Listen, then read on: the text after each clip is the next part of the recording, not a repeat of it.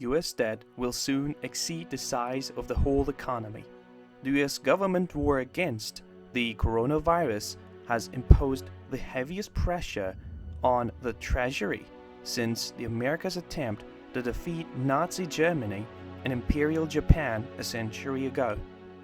The Congressional Budget Office warned that the government would manage the largest budget deficit this year as a share of the economy since the end of the World War II in 1945. Next year, federal debt, the sum of yearly deficits, is predicted to exceed the size of the entire American economy for the first time since 1946. In a few years, he is on the way to setting a new record. Most economists think the money is well spent, or at least necessary. Few think it wise to argue about the amount of borrowing deemed necessary to sustain American households and businesses in the worst public health crisis for over 100 years.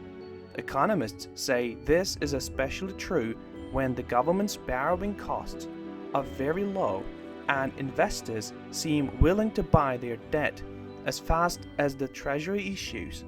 Here's a closer look at federal debt and the government's use of it to combat the epidemic and the economic pain it causes. Just how much money are we talking about? The annual deficit, the gap between what the government spends and what it collects in taxes, will hit $3.3 trillion in the budget year that ends September 30, the CBO projects. That amounts to 16% of America's gross domestic product, which is the broadest measure of economic output. Not in 75 years has a deficit been that wide. The federal debt, reflecting the accumulated deficits and the occasional surplus, is forecast to reach 100% of GDP next year. Then it is predicted to keep climbing to $24.5 trillion, 107% of GDP in 2023. That would snap the record of 106% of GDP set in 1945. The percentage does not include debts that the government agencies owe one another, including the Social Security Trust Fund. Why is the budget so lopsided? The US government was already deeply in debt even before the virus struck in March. The budget had absorbed the expenses of the 2007 and 9 Great Recession, the federal benefits for the retirements of the vast baby boom generation, and the cost of President Donald Trump's 2017 tax cut. Last year, the debt burden reached 79% of GDP, the highest share since 1948. Then came the pandemic. The economy tumbled into a second free fall as businesses shut down, and millions of Americans hunkered down at home to avoid infection. GDP collapsed at a 31.7% annual rate from April through June, the worst 3 months on record dating to 1947. In March and April combined, employers slashed a record 22 million jobs. To help Americans to endure the crisis, Congress passed $2 trillion relief bill in March. Among other things, the package sent Americans one-time checks of up to $1,200 and temporarily offered the unemployed $600 a week on top of their state jobless benefits. Economists say that the rescue probably helped keep the economy from sinking into a depression, but also that much more assistance is needed. Can the US repay all that money?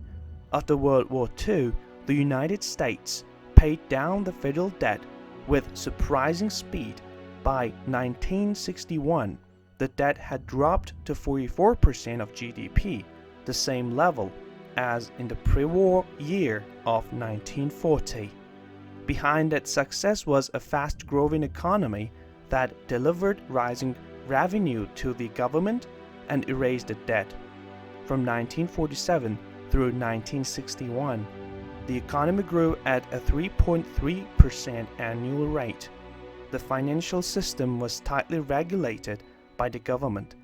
This allowed policymakers to keep interest rates artificially low and minimize the cost of repaying the debt.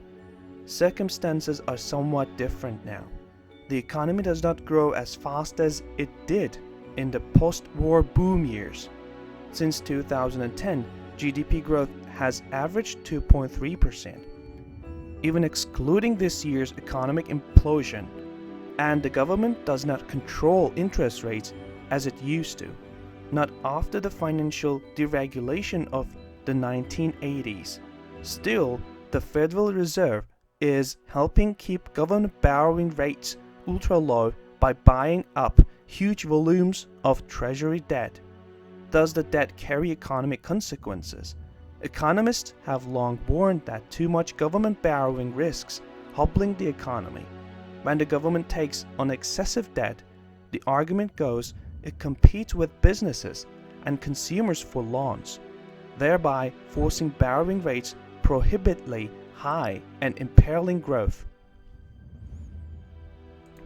Another concern is that investors will demand even higher interest rates for accepting the risk that governments could default on their debts. Some economists and budget watchers still warn that a day of reckoning will come and that the United States will have to curb spending, raise taxes or both. But after the Great Recession, many economists began to rethink their view of debt. The recovery in the United States, and especially in Europe, was sluggish in part because policymakers were too reluctant to stimulate growth with debt. In the United States, rates didn't rise even though government debts were high. Investors, it turned out, had a near insatiable appetite for US Treasuries, still considered the world's safest investment. Their rush to buy federal debt helped keep rates low and limited the government's borrowing costs, so did persistently low inflation. In such a low rate, low inflation environment, the risk of piling on more debt seems more manageable, at least for countries like the United States and Japan that borrow in their own currencies. In a speech last year, Olivier Blanchard, a former chief economist of the International Monetary Fund, declared, "Put bluntly, public debt may have no fiscal cost. The probability that the US government can do a debt rollover, that it can issue debt and achieve a decreasing debt to GDP ratio without ever having to raise taxes later is high." Most of the idea, comment, information, and criticism containing in these videos have been created by Daily News Report. Before making any important investment decision, use the information contained in these videos as a starting point for conducting your own research. If you make any investment or legal decision, it is advised to consult an expert before making this decision.